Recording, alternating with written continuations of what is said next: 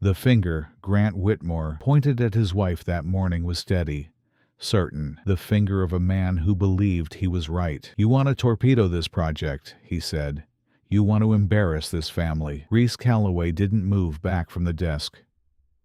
She kept her hands flat on the blueprints, the ones she'd been studying for 3 weeks, the ones with the calculation nobody else had caught. And she looked at her husband across the rolled drawings and the coffee cups, and 3 years of a marriage that was ending in this room, whether he knew it yet or not. In the doorway, Eleanor Whitmore stood with her arms crossed and her pearls straight, and said nothing. She didn't need to say anything. She'd already said everything that mattered, in private, over the 2 years she'd spent building this moment. Reese looked at Eleanor, nor then at Grant. Then she picked up her bag. "I sent the analysis to the Structural Review Board 6 weeks ago," she said. "You'll hear from them soon." Grant's face went through something. Eleanor's didn't move at all. Reese walked out. She already knew what the review board was going to say. She'd known for 3 weeks. She'd spent those 3 weeks hoping she was wrong and doing the math again and coming up with the same answer. She wasn't wrong. She was never wrong about the math. "My name is Paige Dunbar, and I need to tell you that I was there for most of this. Not in that office the morning it ended. I wasn't in the room for that. But I'd been watching the pieces move for 2 years. The way you watch something from close enough to see it clearly, but not close enough to stop it. I was Reese's college roommate at UT Austin, which made me her oldest friend in Dallas, and I was also a junior architect at Whitmore Construction Group, which made me the worst possible position to be in when the two worlds collided. I'll tell you what I saw. You can decide what it means. Reese Calloway was not the kind of woman who walked into rooms quietly. Not because she was loud. She wasn't. She had this particular quality of stillness that could make a conference room stop and pay attention without her raising her voice. It was more that she was precise. She said the exact thing she meant, no more, no less, and she expected the same from everyone around her. In college, this had made her one of the most valuable study partners you could have, and one of the more challenging people to argue with, because she built her positions the way she built her structural calculations, from the ground up, load-bearing at every point. She'd gotten her structural engineering degree from UT on a scholarship that she'd earned by being the kind of student professors remembered for 20 years. She'd grown up in Abilene, not poor exactly, but the kind of middle-class Texas that understood money as something you worked for rather than inherited. Her father ran a small electrical contracting business. Her mother taught 4th grade. They were the kind of people who showed up on time and said what they meant and expected the world to be straightforward, which it mostly wasn't, but which shaped Reese in ways that were both her greatest asset and, in certain rooms, her greatest liability. She'd joined Whitmore Construction Group 4 years ago as a structural engineer on the commercial division. I'd been there a year already when she arrived, which was how I ended up giving her the orientation tour on her first day. Through the wood-paneled offices on the 14th floor of the Whitmore building in downtown Dallas, past the framed photographs of completed projects going back 40 years, past Eleanor Whitmore's closed office door with the brass nameplate that I'd learned, quickly, to walk past without slowing down. "Who's Eleanor Whitmore?" Reese asked that first day, looking at the nameplate. "Warren Whitmore's widow," I said. "She's been running the company since he died. Grant handles the development side. Eleanor handles everything else." "What's everything else?" "Contracts, relationships, the family's reputation." I paused. "Everything that matters, basically." Reese looked at the door for a moment. Then she kept walking. She met Grant Whitmore 6 weeks into her job at a site review for a mixed-use development in uptown Dallas. He was 34 to her 29, tall, the particular kind of confident that came from being told your whole life that the company with your name on it was one of the best in Texas. He had his father's handshake and his mother's eyes. The assessing ones, the ones that were always measuring something. He asked Reese 3 technical questions at that site review that were more sophisticated than most people in the room could have asked, and she answered all 3 in the precise way she answered everything, and I watched him register her the way people register something they hadn't expected. And they were together within the year, married 18 months after that. I was Reese's maid of honor at the wedding, held at a venue in Highland Park that Eleanor had chosen, and Reese had agreed to, because choosing that battle hadn't seemed worth it at the time. Eleanor had cried during the ceremony. Perfectly timed tears, I thought, and then told myself I was being uncharitable. I was not being uncharitable. The office where the thumbnail moment happened, the wood-paneled one with the blueprints and the architectural drawings and the desk that had been Warren Whitmore's before it was Grant's, was the room where the company's real decisions got made. Not the boardroom, not the conference room with the long table and the display screens. The private office. The one that smelled like old wood and coffee, and the particular weight of a family that had built something over 3 generations and intended to keep it. Reese had been in that office hundreds of times.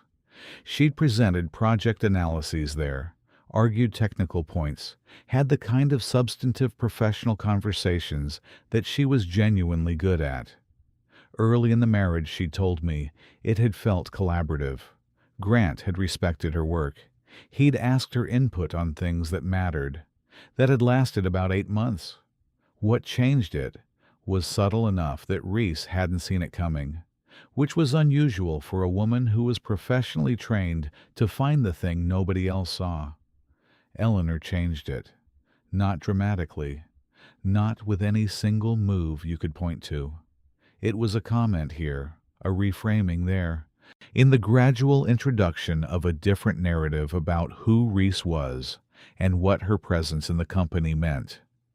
Eleanor was masterful at it, the kind of skill that looked like nothing at all from the outside, like a mother simply expressing concern, simply asking questions, simply making sure her son had considered all the angles.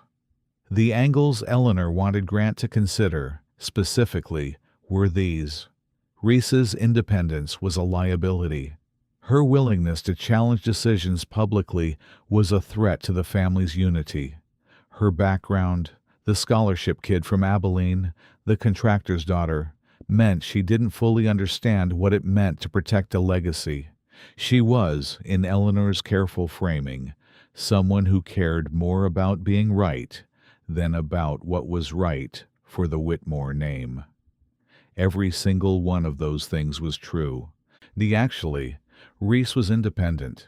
She did challenge decisions publicly. She didn't fully understand legacy culture in the way Eleanor meant it. And she did care about being right.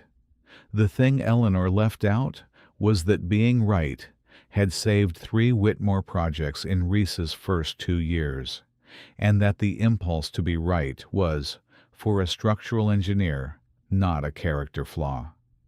It was the job, but Eleanor was very good at what she left out.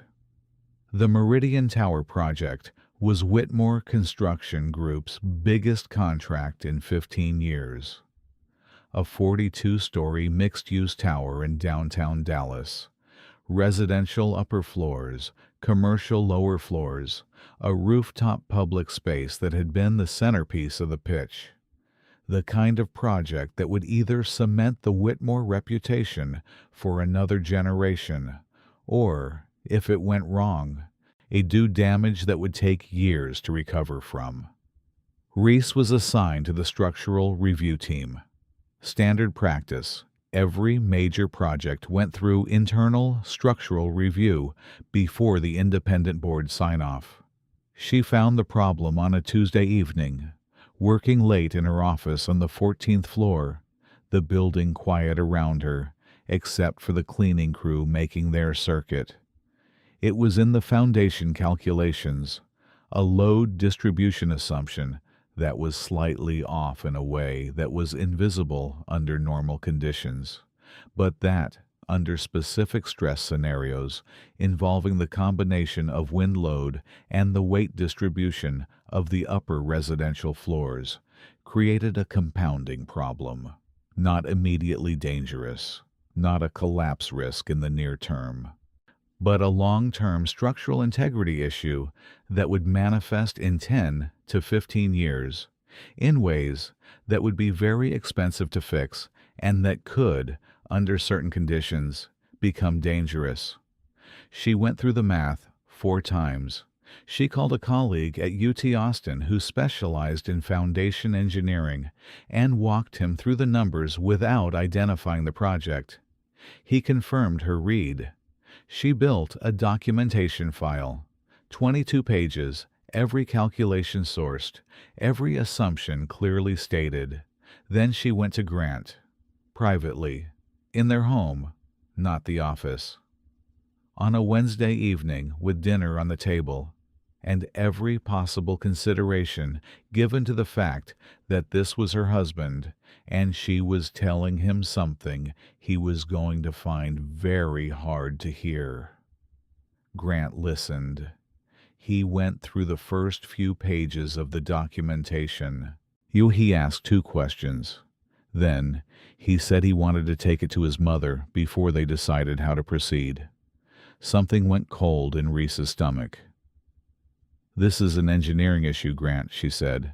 "It doesn't need to go to your mother before it goes to the review board." "It's a Whitmore project," he said. "My mother needs to know." He took the documentation to Eleanor the next morning. Eleanor called Reese into the wood-paneled office that afternoon. I heard about what happened in that meeting from Reese that evening, sitting in her car in the parking garage on the phone with me. Voice very even in the way it got when she was containing something large.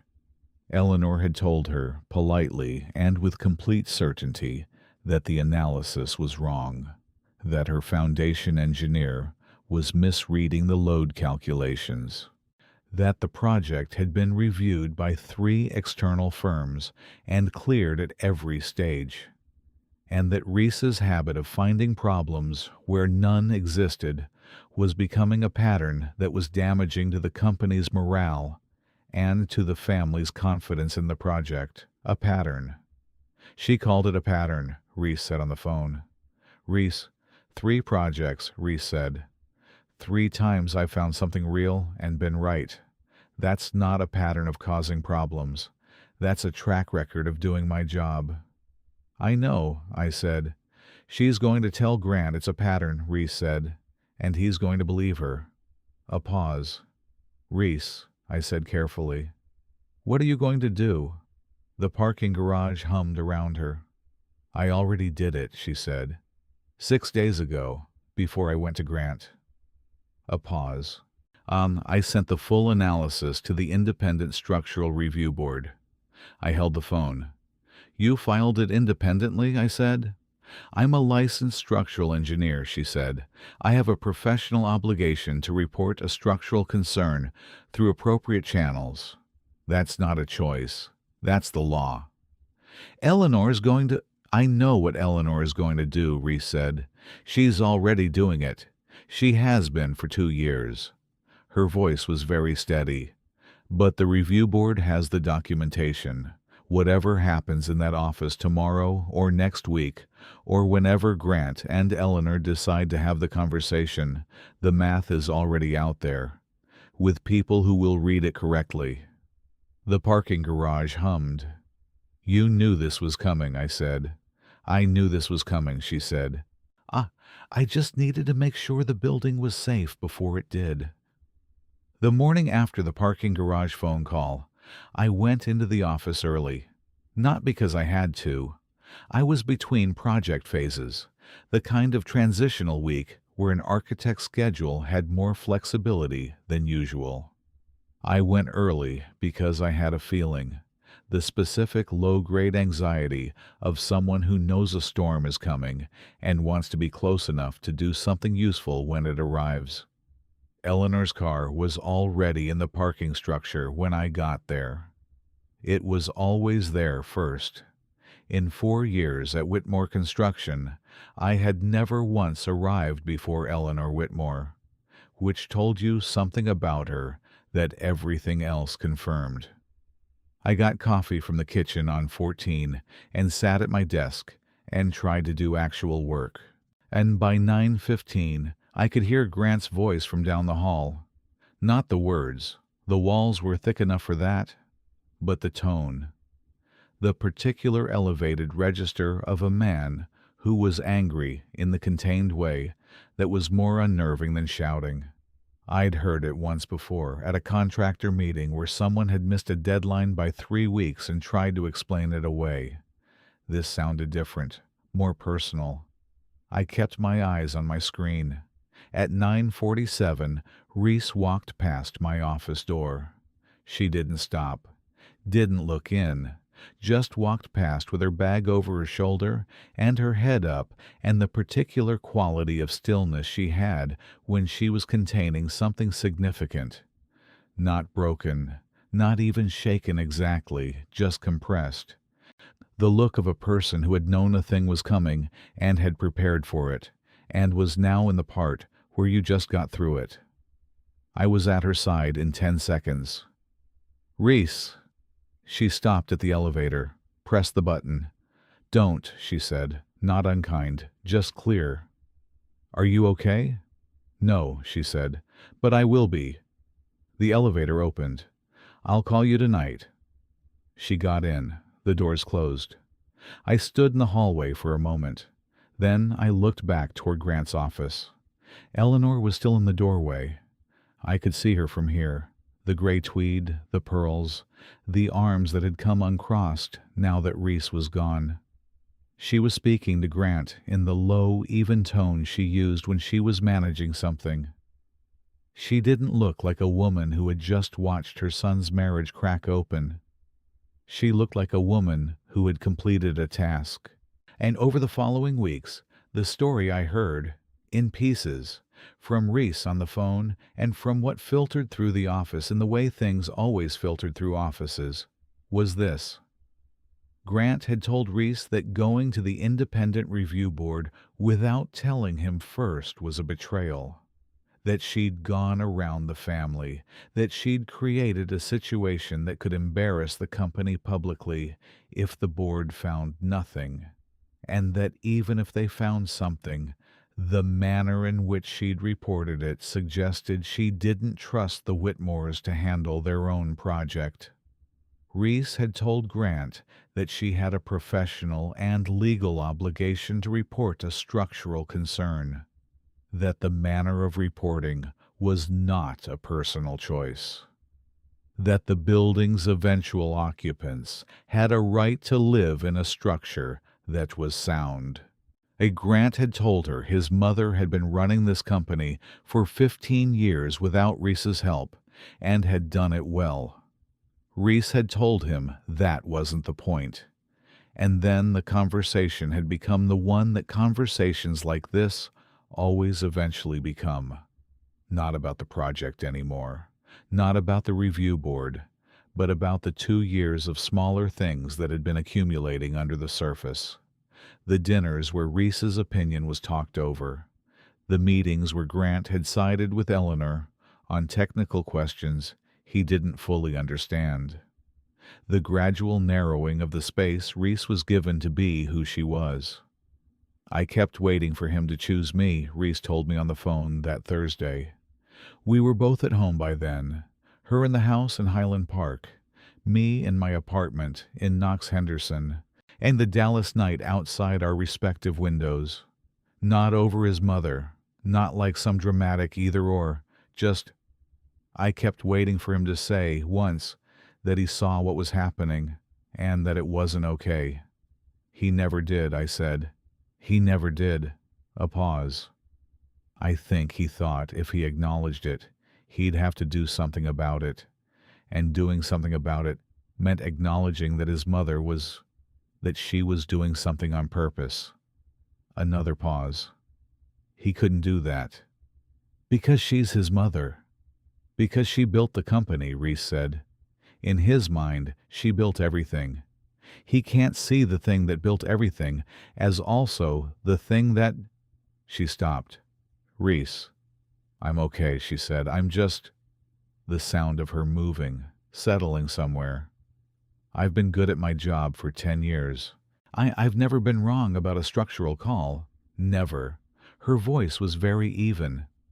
And I'm sitting in a house that suddenly feels like it belongs to someone else, wondering if I should have just kept my mouth shut. You couldn't have, I said. I know, she said. That's the problem. She moved out of the Highland Park house on a Saturday 3 weeks after the office confrontation. I helped. We rented a truck. Nothing dramatic. She didn't have much that was entirely hers. The house had been furnished mostly with Whitmore family pieces that she'd never felt entirely comfortable with anyway. Her books, her work equipment, the kitchen things she'd bought herself, a print she'd had since college that had hung in 3 apartments before the Highland Park house, and that she'd always been glad to see on whatever wall it ended up on. Now we loaded it in 4 hours. Grant wasn't there. He was at a site visit in Fort Worth, which may or may not have been convenient timing. Reese didn't comment on it either way. Eleanor called while we were loading the truck. Reese looked at the name on her screen and put the phone in her pocket without answering. You're not going to pick up, I said. No, Reese said. She picked up a box. Whatever she wants to say, she's already said it. Through Grant, through 2 years of dinners and meetings and the patient accumulation of 1,000 small cuts. She put the box in the truck. She doesn't get to be gracious now that it worked. I looked at her. You know it was deliberate, I said. Not a question. I've known for a while, she said. I just kept hoping I was wrong about the scale of it. She looked at the house. I wasn't wrong. We finished loading. Drove the truck to the apartment she'd rented in the design district. A good one, bright, with high ceilings and concrete floors, and windows that faced west and caught the afternoon light. The kind of space that suited her in a way the Highland Park house never quite had, and both of us could see that immediately without saying it. We unloaded. I put the print on the wall in the main room. Same nail and level care she always took with it, measured twice, exactly right. She set up her work table by the west windows, made coffee in the maker she'd brought from the old kitchen. We sat on the floor with our coffee because the couch wasn't delivered yet, and neither of us minded. What happens now? I said. I wait, she said. The review board has had the documentation for almost 2 months. They'll complete their analysis and issue a finding. She sipped her coffee. If I'm right, and I'm right, the finding will require a structural audit of the Meridian Tower foundation. That audit will confirm the issue. And then the Whitmores will have to fix it. That's going to be expensive, I said. Yes. And public. Probably. Grant is going to... I know what Grant is going to say, she said. He's going to say I did this to them, that I went to the board as an act of sabotage. She looked at her coffee. He won't be able to see it any other way, because seeing it any other way means seeing that I was trying to protect the building, and his mother convinced him I was trying to destroy the family. The design district apartment was quiet around us. Outside the west windows, Dallas was doing its late afternoon thing, the light going warm and long, the highway sound low and constant. Are you scared? I said. She thought about it for a real moment. Not about the board, she said. They have the math. The math is right. She looked at the print on the wall, the one from college, the one she'd always been glad to see. I'm scared about what it's going to cost. Being right isn't free. She paused. It never has been for me. I looked at my best friend sitting on the floor of her new apartment with her coffee and her precision and the particular quality of calm that wasn't detachment, but was the thing she found when she'd gone through something to its end and knew exactly where she stood. "You know what I keep thinking about?" she said. "What?" "The people who are going to live in that building," she said, "are families. People who save for years to buy one of those units." She looked at the window. "They're never going to know. They're never going to know that somebody fought for that building to be sound." She paused. "And that's fine. That's exactly fine. That's the whole point." I didn't say anything. "That's why I couldn't keep my mouth shut," she said, "even when I knew what it would cost."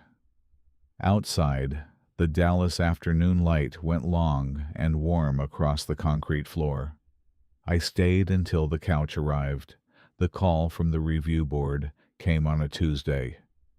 Not to Reese, to Whitmore Construction Group. Standard protocol. The board issued their preliminary findings to the project's general contractor first, with a copy to the engineer of record and the original reporting engineer simultaneously. Reese was in her new apartment. I'm at her work table by the west windows, reviewing documentation for a project she'd taken on independently.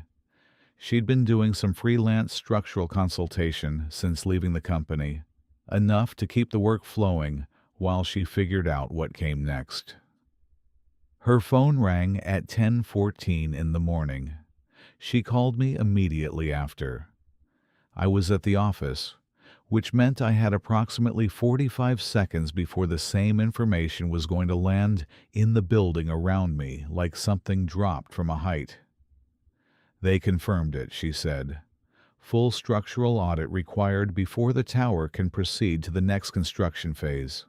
Reese, the foundation load distribution issue is real," she said. "The board's analysis matches mine in every significant particular." Her voice was very even. "They're recommending remediation before the project continues." I looked at my closed office door. "How bad is the remediation?" I said. "Expensive," she said. "Months of delay. The kind of thing that gets into the trade press." A pause. "The kind of thing clients notice." Down the hall, I heard a door open. Then voices. Then silence. "It's landing," I said. "I know," she said. "Are you okay?" A pause. Different from her previous pauses, this one had something in it that wasn't quite relief and wasn't quite grief, but was somewhere in between. The feeling of a person who has been right about something they very much wished they'd been wrong about. "Yeah," she said. "I'm okay." The trade press picked it up on a Thursday. Not the full story. They never got the full story, which was that a structural engineer had flagged a foundation issue internally, been overruled by her mother-in-law, and filed independently while her marriage collapsed around her. What they got was the public version. Whitmore Construction Group's flagship Meridian Tower project had been placed under mandatory structural review by the independent board. Construction was paused pending a foundation audit, and the company had issued a statement expressing full cooperation and confidence in the remediation process. It was a careful statement. Eleanor had almost certainly written it or approved every word of it before it went out. It said nothing wrong. It implied nothing catastrophic. It was the statement of a company that had absorbed bad news and was managing it professionally. What it couldn't manage was the silence underneath it. I watched The Office that Thursday with the particular awareness of someone who knew the full version of the story and was watching everyone else read the incomplete one, People were careful. Voices were lower than usual. The particular energy of a workplace that has received news it's still processing. Not panicked, not paralyzed, just recalibrated. Grant didn't come in. Eleanor did. Same time as always. Same gray suit. Different one, same quality. Pearls. The nameplate on her office door. Unchanged and unchangeable. She walked through the 14th floor at 8:15 with the particular composed authority of a woman who had been managing crises since before most of us were in the industry. And she stopped at each cluster of desks and said something brief and settled. And I watched people straighten slightly when she spoke to them the way people did with Eleanor. That specific combination of respect and caution. She didn't come to my office. She didn't need to. She knew I knew what I knew, and that I wasn't going to say it in the building. I'd been at Whitmore long enough to understand how the walls worked. But my phone buzzed at 9:30 with a text from a number I didn't recognize. The board's full report goes public in 10 days. You should know. I looked at it for a long time. Then I forwarded it to Reese. Reese called me from her car. She was on her way to a site visit. The freelance consultation work had picked up faster than she'd expected, partly because word moved quickly in Dallas's engineering community, and partly because being right about the Meridian Tower was, professionally, and the kind of thing that made people want your eyes on their projects. 10 days, she said, not alarmed. Just filing it. Does that change anything? I said. No, she said. The math is already out there. The board has had it for months. 10 days is just when everyone else gets to see it. A pause. The sound of Dallas traffic around her. It might change things for Grant, though. How so? Right now, the public story is a foundation issue that got caught and is being fixed, she said. When the full report goes public, it's going to include the timeline, when the concern was first identified, when it was reported. Another pause. People are going to be able to read the gap. The gap.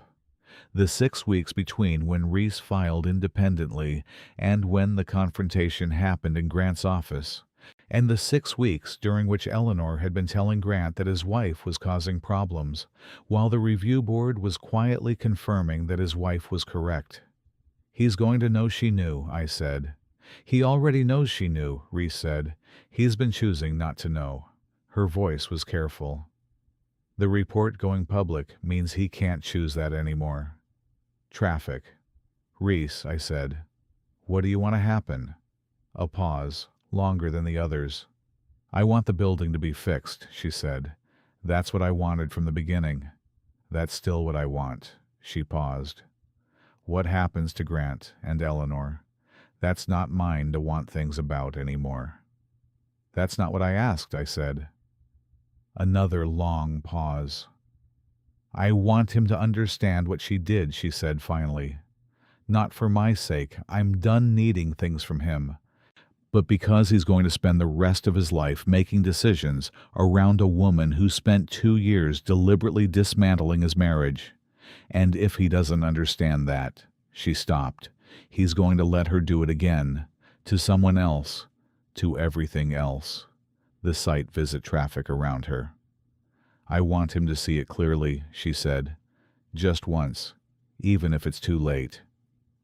Grant called me on a Friday. I want to be precise about the timing. It was 8 days after the trade press story, 2 days before the full report was set to go public, which meant he was either calling because he'd figured something out on his own or because someone had told him something that made him need to talk to a person who existed in both his world and Reese's. I almost didn't answer. I had no professional obligation to take his calls. We weren't close. How we'd been colleagues and the husband of my best friend, and those were two very different categories.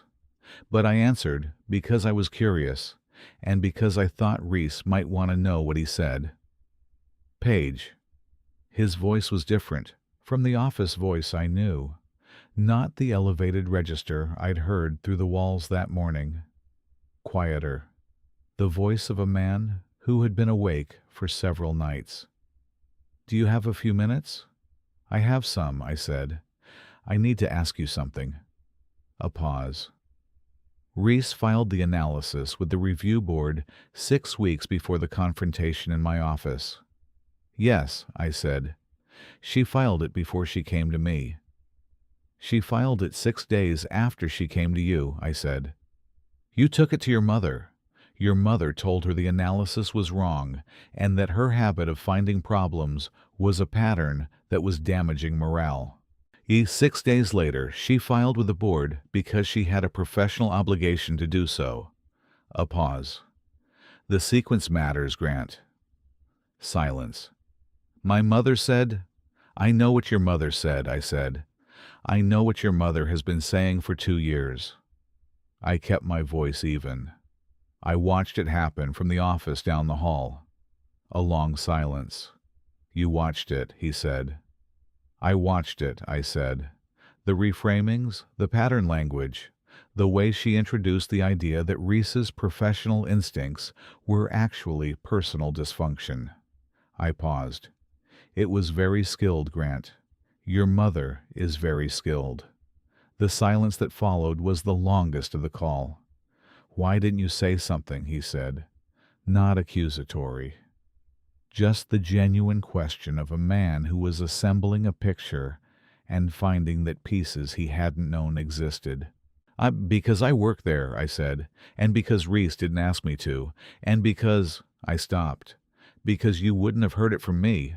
Not then. You needed to see it yourself." "I didn't see it," he said. "No," I said. "You didn't." Another silence. "The report goes public Monday," he said. "I know. The timeline is going to be in there." "I know that too." "Paige." His voice shifted. "Is she okay?" I thought about Reese in her design district apartment, at her work table, by the west windows, reviewing structural documentation for people who wanted her eyes on their buildings. I thought about the print on the wall, the coffee maker on the counter, the particular quality of calm that wasn't detachment. "She's better than okay," I said. "She's exactly where she's supposed to be." He was quiet for a moment. I need to talk to her," he said. "That's between you and her," I said. "I'm not a channel." "I know," he said. "I'm not asking you to be." A pause. "I just needed to hear from someone who was there that what I think happened actually happened." I held the phone. "It happened," I said. "Exactly the way you think it did." The line was quiet for a long moment. Then he said, "Thank you." He hung up. I sat at my desk in the Whitmore building on the 14th floor and looked at the framed photographs on the wall opposite. Completed projects, 40 years of them, the Whitmore name on buildings across Dallas and beyond, and thought about what it cost a man to call the best friend of the wife he'd failed and ask her to confirm what he already knew. Something had shifted in him, whether it was enough, whether it was the right kind, whether it was too late. Those were questions for Monday. The weekend before the report went public was the quietest 2 days I'd experienced in months. I know this because I was aware of the quiet in the specific way you're aware of the moment before something changes. Dallas was doing its late fall thing. The temperature finally dropping to something reasonable. The particular clear light of Texas in the season when the heat lets go. The city going about its weekend with no idea what Monday was going to shift in certain rooms. I went to Reese's apartment on Saturday. She was at her work table when I arrived, documents spread out, coffee going, Patsy Cline playing from the small speaker on the counter, because she'd been on a classic country kick since moving to the design district. which she said had nothing to do with anything, and I believed approximately halfway.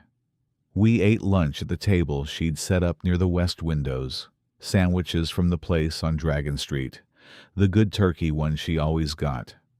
We talked about the freelance work, which was genuinely interesting, a project in Fort Worth, with some unusual soil conditions that she was enjoying for the same reason she enjoyed all the ones that required extra attention. She didn't bring up the report. I didn't bring up Grant's call.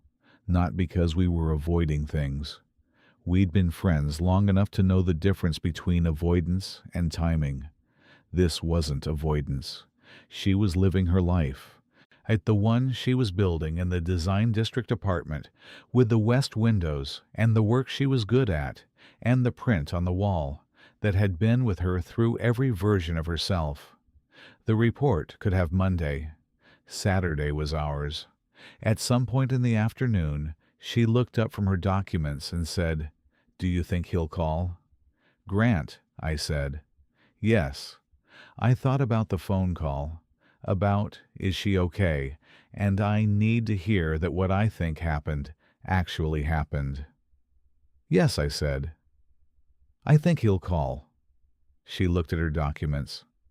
"I don't know what I'll say," she said. "You'll know when he does," I said. She picked up her coffee, looked at the west window. Outside, Dallas was doing its Saturday thing, beautiful and indifferent and enormous, a city that had contained all of this and would contain whatever came next. "Yeah, I built something real here," she said, quietly. Not to me exactly, to the room, to herself, to the fact of it. "The work, this apartment. What's coming next?" She paused. "Whatever he says on Monday doesn't change that." "No," I said. "It doesn't." She turned back to her documents. Patsy Cline kept going from the counter. The afternoon light came through the west windows, exactly right. The report went public on a Monday at 9 a.m. I know the exact time because I was at my desk on the 14th floor when it hit the board's public portal, and I watched the building around me register it the way buildings register things, not all at once, not dramatically, but in the particular sequence of a place where everyone knows what's coming and is still not entirely prepared for when it arrives.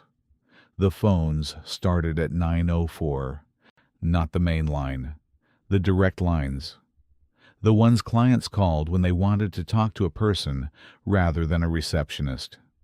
I could hear them from my office, the specific quality of a phone that rings with intention, the kind of call that means someone has read something and has questions that can't wait until afternoon.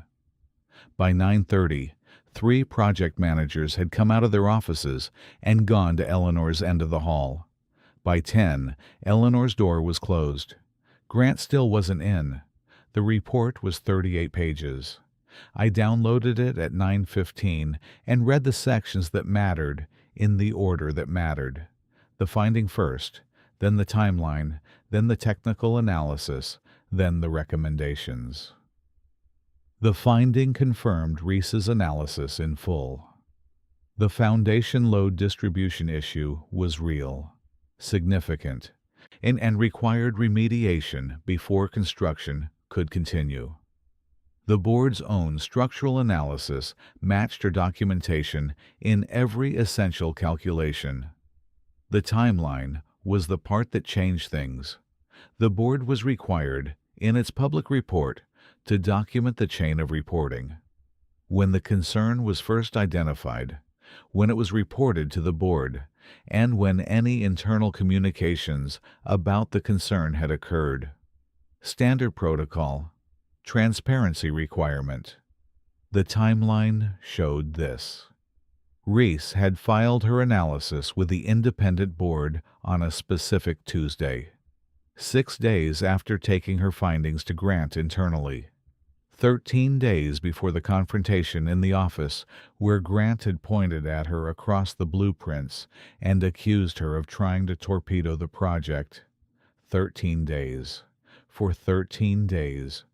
While Eleanor was building the case that Reese's analysis was wrong and her professional instincts were a pattern of dysfunction, the independent review board had been reading the documentation and coming to exactly the opposite conclusion. The report didn't editorialize. Reports didn't. It just stated the dates and let the reader do the arithmetic. The arithmetic was not subtle. I read it twice. Then I texted Reese, "It's out. Timeline is clear." Her reply, "I know. I'm reading it." Then, 30 seconds later, "Are you okay up there?" I almost laughed. She was asking if I was okay. "Managing," I typed back. "Eleanor's door is closed. Grant's not in yet." A pause. "He will be," she sent back.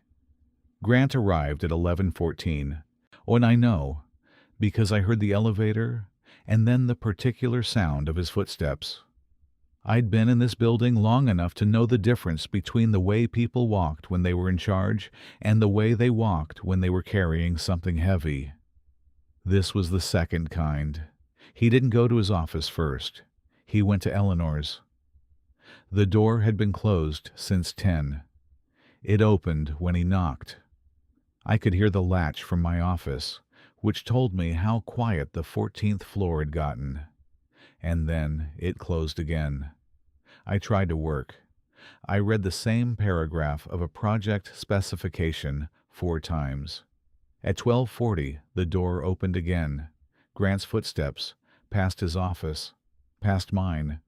I looked up as he went by, and he glanced in, and our eyes met for a half second, and then he kept moving. That he looked like a man who had put something down that he'd been carrying for a long time and wasn't sure what to do with his hands now. He got in the elevator. The doors closed. 5 minutes later, Reese texted me. "Grant just called. He wants to meet." I set my phone down, picked it up. "Are you going to?" I typed. "Yes," she sent back. "I want to hear what he says." They met at a coffee shop in the design district, her neighborhood now, which I thought was probably deliberate on her part. Neutral, but not equidistant. She was on her own ground. She told me about it that evening, sitting at her work table with her second coffee of the day. The west windows dark now, the Dallas night outside. Grant had been there when she arrived. He'd ordered her coffee without asking. Wrong order, she noted. He'd always gotten it wrong. She'd corrected it so many times over 3 years that the pattern of him not retaining the information had its own meaning. She'd ordered a replacement at the counter without making it a thing. They'd sat across from each other, and he'd looked at her the way she'd never seen him look at her before. Without the management layer. Without the version of himself that was always performing competence and control for an invisible audience. Just the person underneath. "He said he read the report," Reese told me. "The whole thing. He said he did the arithmetic on the timeline." "What did he say about it?" I said. "He said," she paused. "He said he'd known something was wrong for longer than he'd admitted to himself. That there were moments over 2 years where he'd seen something in his mother's behavior and chosen not to look at it directly." She looked at her coffee. "He said he'd told himself it was family loyalty, that she'd built everything and deserved his defense, that what looked like undermining you was actually protecting the legacy." "He believed her framing," I said. "He believed her framing," Reese said. "And every time he got close to questioning it, he found a way to explain it that kept the framing intact." She paused. "He said he watched me walk out of that office and he knew right then that he'd made the wrong choice, but he didn't call me, didn't try to fix it. He just let it be," I said, "let it be." Because fixing it meant confronting her, and confronting her meant dismantling the story he'd been living in. She looked at the window. The report took the story apart for him, in 38 pages and a very clear timeline. "What did you say to him?" She was quiet for a moment. "I told him I believed he was sorry," she said. "And I told him That sorry wasn't the thing I needed from him. What did you tell him you needed? The truth, she said. Not to me. I already know the truth. I needed him to be honest about it with Eleanor. Directly. In the room with her. She paused. Because she's going to do it again. To someone else. To the company. To whoever comes next. And the only person who can stop it is the person she does it for. Grant, I said. Grant, she said. If he can't tell her directly that what she did was wrong, it doesn't matter how sorry he is. She picked up her coffee. That's what I told him. What did he say? He said he needed to think about it. And I told him to take the time he needed. She looked at the window. I'm not waiting for the answer, but I told him what the truth required. Eleanor called Reese on a Wednesday. This I heard about secondhand. Reese told me on the phone that evening, matter-of-factly, in the way she relayed information that she'd already processed before she shared it. Eleanor had called. Reese had answered, which surprised me until Reese explained why. I wanted to hear what she said, Reese told me. I wanted to know if she was going to apologize, rationalize, or threaten. Which was it? I said. None of them, Reese said. She was something I didn't expect. A pause. She told me the foundation issue was going to be fixed, Reese said. That the remediation was already scoped and contracted. That the building would be sound. Another pause. She said she wanted me to know that.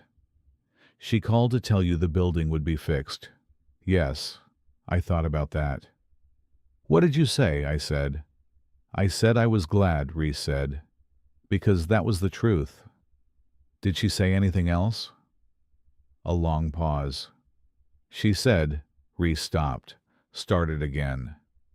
She said that I was a better engineer than she'd given me credit for. The line was quiet. She didn't apologize, Reese said. I don't think she's built for apology. But she said that. Another pause. I don't know what to do with it exactly. I'm not forgiving her for 2 years of deliberate. She stopped. But I don't think she called to say that, to get something. I think she called because it was true, and she knew it, and she needed to say it once. How do you feel? I said. Like someone just handed me a piece of a puzzle that doesn't change the picture, she said. But that belongs in it. A pause. Like the record is complete now, whatever the record is worth. Outside her design district windows, Dallas was doing its Wednesday night thing. Paige, she said, yeah. The building's going to be okay, she said. All those families. Her voice was very quiet. That's the part that matters. I know, I said. The rest of it, she stopped. The rest of it is just what it cost. I stayed on the phone with her for another hour. We talked about the Fort Worth project, about a new consultation she'd been approached about. About whether Patsy Cline was a design district appropriate music choice, or whether she needed to expand her Texas canon. We didn't talk about Eleanor again that night, but I thought about her calling, about the woman who had built an empire and a careful 2-year campaign and a son's belief in a story, calling to say a thing that was true because she needed to say it once. I thought about what it cost her. I didn't think it was enough, but I thought it was real. Grant took 11 days to think about it. I know the number because Reese mentioned it once, briefly, when she told me what happened. Not with any weight attached to it, just as a fact in the sequence of facts. 11 days between the coffee shop and the phone call that came on a Thursday evening while she was at her work table with the Fort Worth soil documentation spread out around her. She told me about it the next morning. He called at 7:15, she said. We were at the coffee place on Dragon Street, the one she'd started going to most mornings, That had become part of the rhythm of the design district life she was building. I almost didn't answer. Not because I didn't want to hear what he decided, but because I'd gotten to a point where the answer didn't change my morning. "But you answered," I said. "I answered," she said, "because I meant what I said at the coffee shop. I wanted him to find the truth, even if it came too late for us." She wrapped her hands around her cup. "Especially then, maybe." "What did he say?" I said. He talked to her," Reese said. "2 days after our coffee shop meeting. He went to her office, not her home, the office, and he told her what he'd figured out from the timeline, what it meant, what she'd done." I held my coffee cup. "How did that go?" I said. Reese looked at her cup. "He said she didn't deny it," she said. "She didn't apologize either, which tracks from the phone call she made to me." A pause. "She said she did what she thought was necessary to protect the family, that she'd seen wives like me before. She used that phrase, wives like me, who came into family businesses and made them about themselves." "Wives like you," I said. "Women who were too good at their jobs to be comfortable," Reese said simply. "That's what she meant. She just didn't say it that way." I thought about Eleanor in the office doorway, arms crossed, pearl straight, the look of a woman who had completed a task. I thought about 15 years of running a company alone, of holding a name together through recessions and grief, and the particular pressure of being the person who kept everything from falling apart. I thought about the specific fear underneath the armor of a woman like that. Not malice exactly, but something more complicated. Control dressed as love, dressed as legacy. "Did Grant tell her it was wrong?" I said. "Directly." "Yes," Reese said. "He said he told her clearly that what she'd done had cost him his marriage, that the choice he'd made, choosing her version of events over what he could see with his own eyes, was on him, that he wasn't blaming her for his choice." She paused. "Yeah, but that she needed to know he understood what she'd done, and that it wasn't something he could call protective." I looked at my coffee. I stopped. "That took something." "It did," Reese said. "I believe him that he did it." She looked at the coffee shop around us, the morning regulars, the design district energy, a life she'd been building for 2 months, and that was already more hers than 3 years in Highland Park had managed to be. I believe him because I know what it costs to say the true thing in a room where everything in you wants to say the easier thing. "Does it change anything?" I said. "For you and him?" She was quiet for a long moment. "No," she said. Finally. Not cold, just honest. And I told him that, clearly. Not because I don't believe he's sorry, or because I don't think he's trying to understand what happened. She looked at the table. But because what we had ended in that office. Not because of the project or the review board, or even Eleanor. It ended because when he had to choose between seeing me clearly and believing his mother's version of me, he chose her version. She paused. "I can't build something on top of that, even if I wanted to." "He understood," I said. "He said he did," she said. "He said," she paused, a small pause, different from her usual ones. "He said he hoped the next person who worked on a building she lived in was half as careful as she was." I looked at her. "That's a good thing to say," I said. "It was," she said, quietly. We drank our coffee. Outside Dragon Street, Dallas was doing its morning thing. The hard part. And I want to be clear that there was a hard part, because Reese was not a person who processed things without cost, and I was not a narrator who was going to pretend otherwise. Came about a week after the phone call. It came on a Sunday. I know because she called me at 2 in the afternoon, which was unusual for a Sunday. We texted mostly and called for things that needed voice.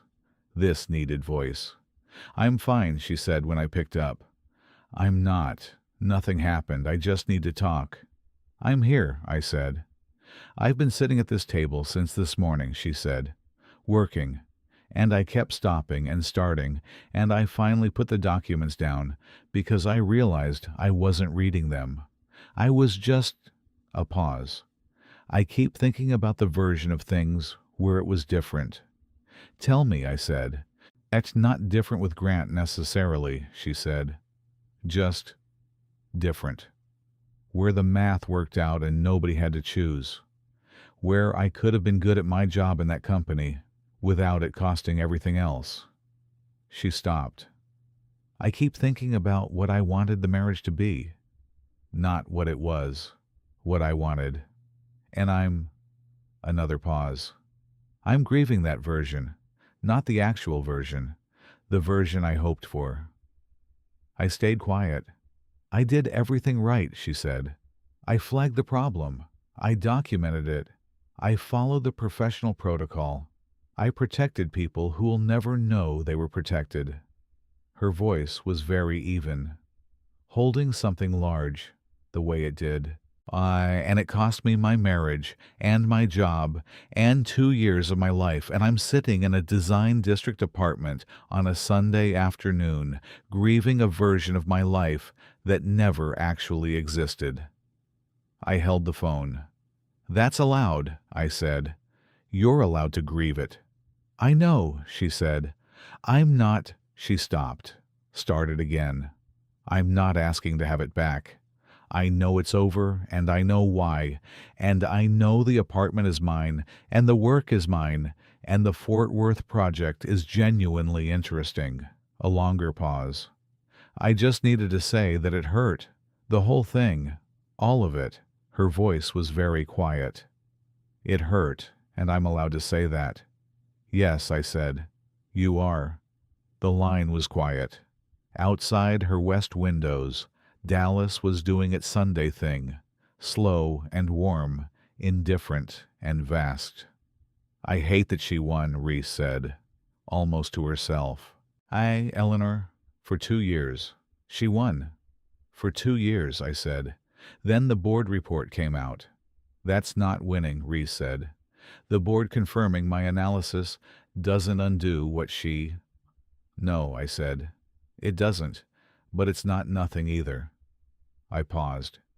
"She spent 2 years trying to make you someone who couldn't be trusted. And what the report did, publicly, permanently, in a document that's going to be cited in industry reviews for years, was make you someone who was right about everything, when it counted most." Reese was quiet. "The building's going to be okay," I said. "Because of you." "Because of the math," she said. "The math was always right." "Because you trusted the math," I said. "When it cost you everything to do it." A long silence. "Paige," she said. "Yeah." "Thank you for being there," she said. "For all of it. The truck, the apartment, the calls." A pause. "For not letting me disappear into it." "You weren't going to disappear," I said. "You're not built for disappearing." She made a sound that was almost a laugh. "No," she said, "I'm not." She went back to work the next morning. Monday. Fort Worth soil documentation spread across her work table by 7:30. Coffee maker running. The west windows showing Dallas waking up in the particular clear light of a fall morning. I know because she sent me a photo at 7:42. Just the work table, documents, coffee, the morning light. No caption. I looked at it for a long time. She was okay. Not all the way. Not the kind of okay that means nothing hurts. The kind of okay that means you know where you are, and you're still moving, and the work is yours, and the floor under your feet is solid. You're the kind of okay that was enough to stand on. The Whitmore situation continued to develop in the weeks that followed, and I was inside enough of it to watch the pieces move. The Meridian Tower remediation was contracted and underway. Expensive. Months of delay. The kind of thing that gets into the trade press in the less flattering way. Not the crisis language, but the careful, measured language of an industry that was watching to see how a family company handled the consequences of a near miss. Eleanor managed it. Of course she did. She was Eleanor Whitmore, and she had been managing things like this for 15 years, and she would manage it correctly, and the company would come through it, and the building would be sound, and the Whitmore name would survive. But something had shifted in the company. I felt it from inside. So the particular change in air pressure that comes when the person who has been the center of gravity in a room has had their authority questioned by the most public possible means. Eleanor was still Eleanor. The pearls were still straight. The nameplate was still brass. But the 14th floor walked a little differently than it had before the report. Grant was there, working, quieter than before the report, which was saying something. He'd always been a contained person, but this was a different kind of containment. Less performance, more actual. The difference between someone managing the appearance of control and someone who had decided to just carry the thing directly. He stopped by my office once. Brief. He was on his way somewhere else. "How is she?" he said, not pretending he meant anyone other than Reese. "Good," I said. Working. The Fort Worth project is going well." He nodded. Something in his face. "Good," he said, the one word carrying more than it looked like. He kept moving. I watched him go. The question that had been sitting in the back of my mind since the coffee shop meeting was still there. Whether he was going to be enough of what the situation required. Whether seeing it clearly, finally, translated into the kind of person who didn't let it happen again. I didn't know the answer yet. Reese had said it wasn't hers to need things about anymore. But I was still in the building. I could watch. And I was watching. The thing about being right in a way that costs everything is that the world doesn't stop to acknowledge it. The Meridian Tower remediation moved forward, and the trade press covered it in the measured way that industries covered things they were watching carefully. Not dramatic, not vindictive, just the accumulation of factual updates that told anyone who knew how to read them exactly what had happened and who had been right and what the right thing had cost. The building would be sound. The foundation would hold for the life of the structure. The people who eventually moved into those units would never know. Reese knew. That was the thing she'd said from the beginning, and the thing that had remained true through all of it. She knew, and it was enough, and she didn't need it to be anything more than that. I believed her, mostly. I also knew her well enough to understand that believing something and feeling the full weight of it were two different processes that didn't always run on the same timeline. She was doing both. The call that changed what came next came from an unexpected direction. It was a Thursday morning in late November, the Design District Department catching the particular clear light of Texas in the period just before the holidays, when Dallas remembered it had weather and did something about it. Reese was at her work table. The Fort Worth project had wrapped 2 weeks earlier with a finding she was proud of. Unusual soil conditions properly accounted for. The client's structural team educated on the monitoring protocol she'd recommended. She'd gotten a referral from that project before she'd even filed the final report. Your word moved fast in the engineering community. It always had. Being right about the Meridian Tower in an industry where being publicly right about a structural call was the kind of credential that followed you for the rest of your career had moved faster.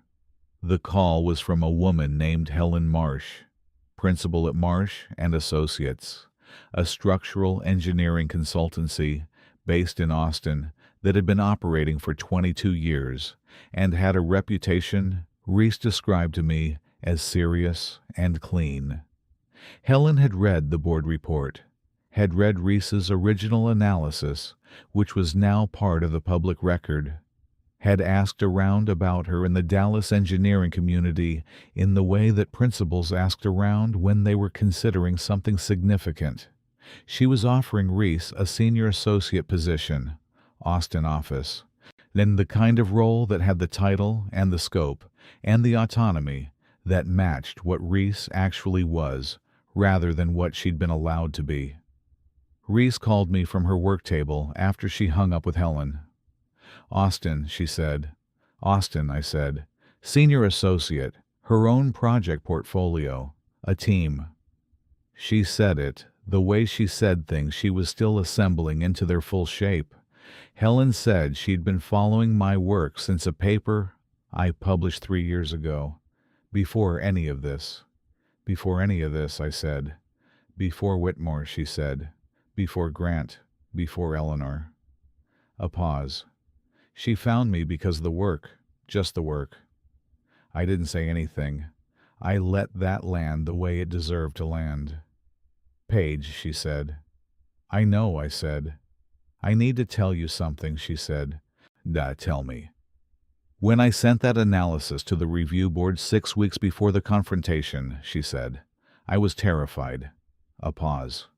"I've never told you that. I told you I knew what I was doing, and I did know. I had the math. I had the professional obligation.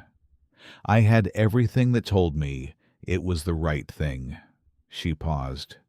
"But I was terrified, because I knew what it was going to cost. I could see the whole thing, the marriage, the company, the 2 years of Eleanor's careful work finally having the moment she'd been building toward." Her voice was very steady. "I sent it anyway. But I want you to know I wasn't brave because I wasn't scared. I was scared the whole time." The morning light came through the west windows of her apartment, across the work table, across the documents that were hers, across the life that was entirely and completely hers. "That's what brave is," I said. She was quiet for a moment.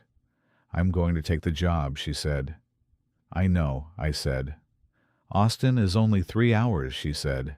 "Dragon Street coffee isn't that specific. There are other coffee places."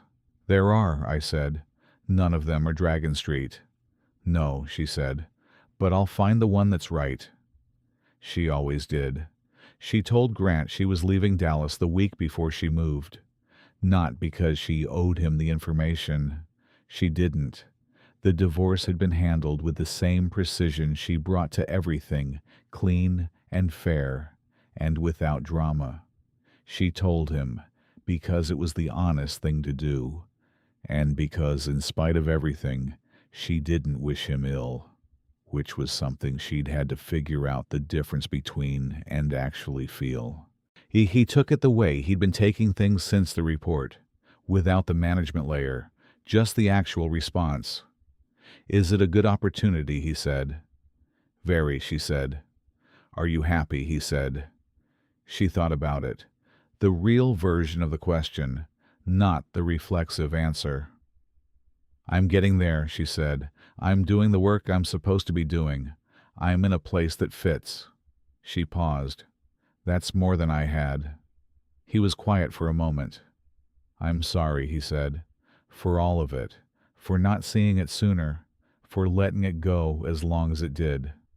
A pause. "I know that doesn't.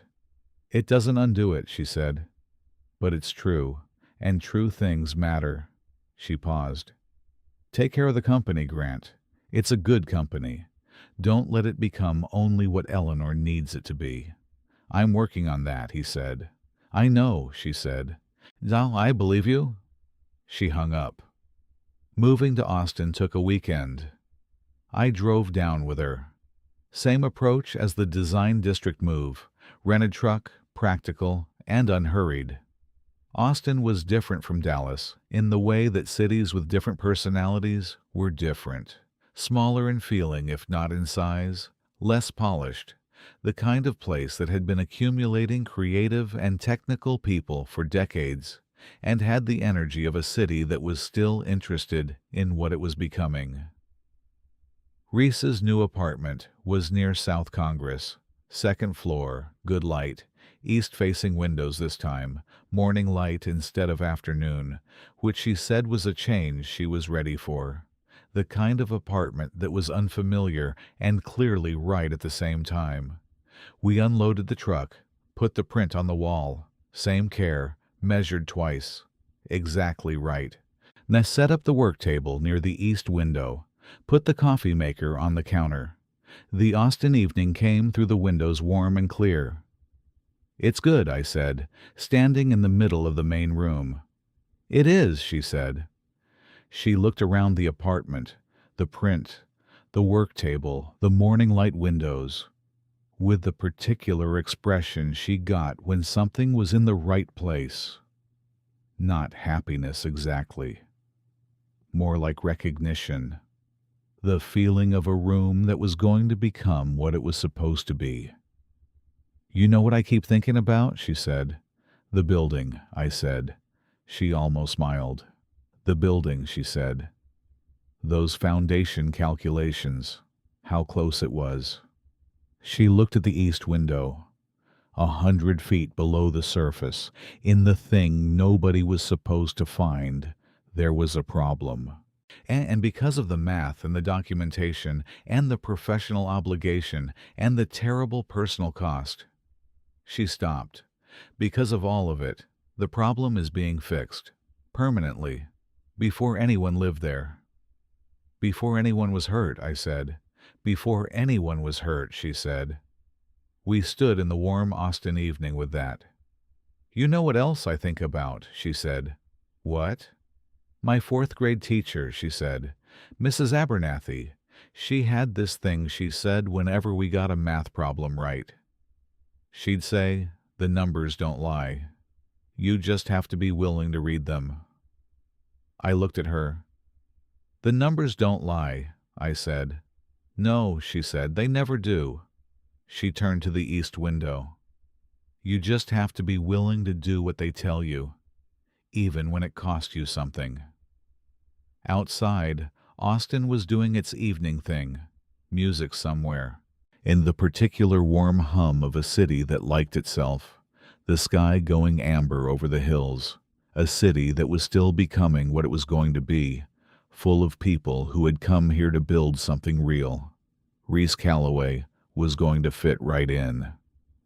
18 months later, the Meridian Tower opened, fully remediated, sound to the foundation, 42 stories of residential and commercial space built correctly in the way that structures were supposed to be built, load-bearing at every point, no hidden compromises, nothing in the foundation that would matter in 10 years under specific conditions. The opening was covered in the trade press. The Whitmore name was on the building. Eleanor attended the ribbon cutting in gray tweed and pearls, composed and appropriate, the way she was at everything. Reese was in Austin, at her work table, reviewing documentation for a project she was proud of. She didn't watch the coverage. She didn't need to. The building was sound. That was always the whole point.